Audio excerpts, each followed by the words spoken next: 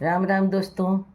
आज के वीडियो में उन कुछ कदमों की बात करते हैं जो हमें उस वक्त उठाना चाहिए जब हमें ऐसा लगे कि मेरे बच्चे या मेरे परिवार के लोग हमें वो उचित सम्मान नहीं दे रहे हैं जिसके हम हकदार हैं। और ऐसा उस समय महसूस होता है जब हमारी उम्र बढ़ती है और हम रिटायर हो जाते हैं।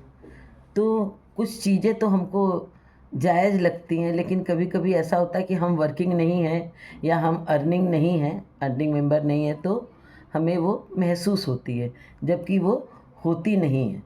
कभी-कभी ऐसा होता है कि बच्चे हमें समय नहीं दे पा रहे हैं और वो समय की कमी के कारण ऐसा होता है, लेकिन हमें ऐसा लगता है कि वो हमें नेग्लेक्ट कर रहे हैं। तो पहले तो हमें उन चीज़ों के बारे में सोचना होगा कि हमें क्या करना चाहिए ऐसी स्थिति में। तो और ये नहीं है कि ऐसा हुआ तो हम बस उदास होके बैठ जाएँ, चुप हो जाएँ और एक कोना पकड़ें और अपने में सिमट जाएँ।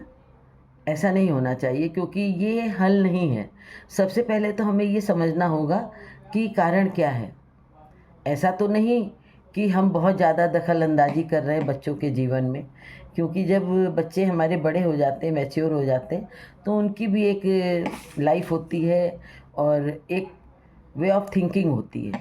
वो देखिए अपना-अपना नज़रिया हो सकता है। एक तो वक़्त बहुत तेज़ी में बदल रहा है, तो उसमें नज़रिया अपना अलग हो सकता है, बच्चों की सोच अलग है, उनका वातावरण अलग है, लेकिन उस सोच और वातावरण का हमारे सम्मान पर असर नहीं पड़ना चाहिए। वो उनकी अपनी लाइफ़स्टाइल है जो कि वो जीने के लिए स्वच्छंद हैं। लेकिन ये समझना ज़रूरी है कि ऐसा तो नहीं कि हम बहुत ज़्यादा टोक रहे हैं, बहुत ज़्यादा दखल-अंदाज़ी कर रहे हैं या हमारी ही कोई गलती है। तो पहले तो ये समझना होगा। और अगर गलती भी है तो उसमें हमें दुखी होने की ज़रूरत नहीं है, क्योंकि हम भी इंसान हैं, हमसे भी गलती हो सकती है। थोड़ा-सा आज के माहौल को समझते हुए, आज के वातावरण को समझते हुए हमें अपनी सोच को, अपने नज़रिए को बदलना होगा और बच्चों के हिसाब से थोड़ा-सा एक लिमिट तक, जिसमें अपने को तकलीफ़ ना हो, वहाँ तक बदलना होगा। लेकिन अगर उसमें बच्चों ने हमें नज़रअंदाज किया है तो उस चीज़ में हमें चुप नहीं होना चाहिए। लेकिन चुप नहीं होने का मतलब ये नहीं कि हमें मोर्चा खोल देना चाहिए, मोर्चा नहीं खोलना होगा। हमें एक अच्छे सुलझे हुए वातावरण में अच्छे तरीके से बच्चों से बात करनी होगी। और अगर बेटा-बहू दोनों हैं, तो हमें बारी-बारी से बात करनी होगी, जिससे हमारी अंडरस्टैंडिंग अच्छी है या जिसके पास समय है, जिसके संग हम ज़्यादा वक़्त गुज़ारते हैं। अगर वर्किंग दोनों हैं, तो हम दोनों के साथ ही कम समय गुज़ारते हैं और अगर बहू हाउसवाइफ़ है, तो ये बहुत भाग्य की बात है आज के समय में। तो पहले बहू से बात करें, प्यार भरे शब्दों में, जिससे कि वो समझ सके। इस ढंग से बात ना करें कि दोष दे रहे हैं उसको।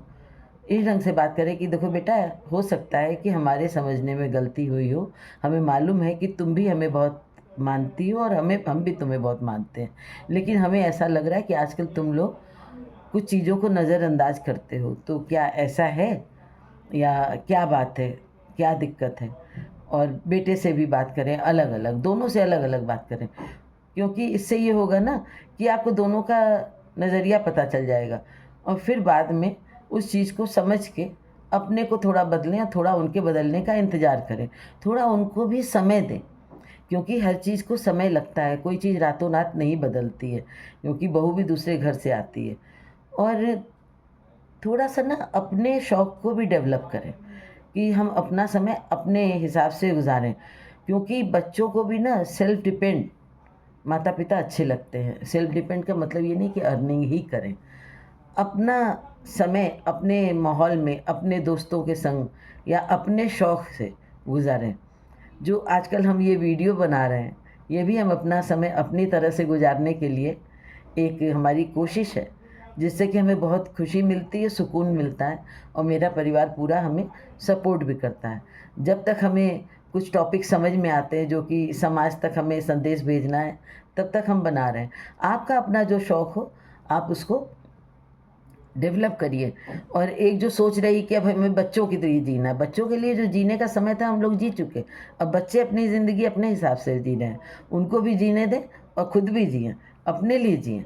क्योंकि अपने को महत्व देना बहुत ज़रूरी है कि हम खुद के लिए भी जिएँ, खुद का शौक़ रखें।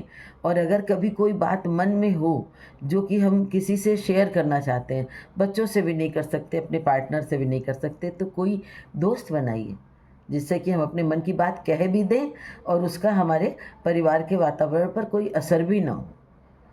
कहीं घूमने निकलिए, बच्चों को भी थोड़ा-सा अकेला वक़्त दीजिए। हर समय हम बच्चों के सर पे बैठे रहेंगे, तो उनको भी तो अपने लिए जीने का समय चाहिए। कभी कहीं 4-6 दिन के लिए घूमने निकल जाइए।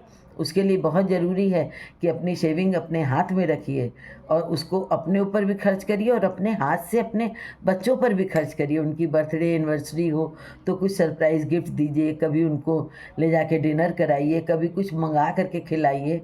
पोते-पोती हों तो उनके लिए भी कुछ करिए। तो उससे थोड़ा-सा माहौल में ना एक अच्छा एटमॉस्फेयर बना रहता है और बच्चों को भी अच्छा लगता है। सारा हमने सौंप दिया बच्चों को तो एक-एक पैसे के लिए हम मोहताज हो जाते हैं। वो चीज़ बच्चों को भी नहीं अच्छी लगती है। और बच्चे अगर अच्छे हैं तब तक तो ठीक है, नहीं तो स्ट्रिक्ट कदम उठाइए।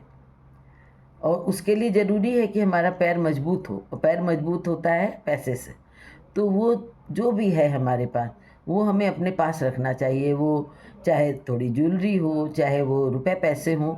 और अगर हम कुछ अर्निंग साइड से कर सकते हैं, क्योंकि टैलेंट सबके हाथ में अपना-अपना होता है, तो वो भी करें। नहीं कर सकते हैं तो सेविंग बहुत है, क्योंकि इतना किया है बच्चों के लिए तो उस चीज़ का हमें अंदर से ये होना चाहिए कि नहीं, हमने जो किया है वो कम नहीं किया है तुम्हारे लिए। तुमको आज उस लायक बनाया है कि तुम कुछ कमाई कर सको। तो उसमें हमारे सम्मान के लिए हम हकदार हैं और उसके लिए उनको प्यार से समझाइए, ना समझें तो कड़ाई से समझाइए। क्योंकि आजकल का समय ऐसा नहीं है कि आप बस सहन करते रहें, सहन करने का समय गया। लेकिन प्यार से रिएक्ट करें, चाहे वो बच्चे हों, चाहे बड़े हों, अपना सम्मान सबको चाहिए। तो हम बच्चों को भी सम्मान दें, लेकिन सम्मान हमें चाहिए भी और प्यार हम देंगे लेकिन हमें इज़्ज़त मिलेगी तो। तो इन टिप्स का जो है आप अपने जीवन में इस्तेमाल करें और अपने जीवन को सम्मान के साथ बिताएँ। राम राम।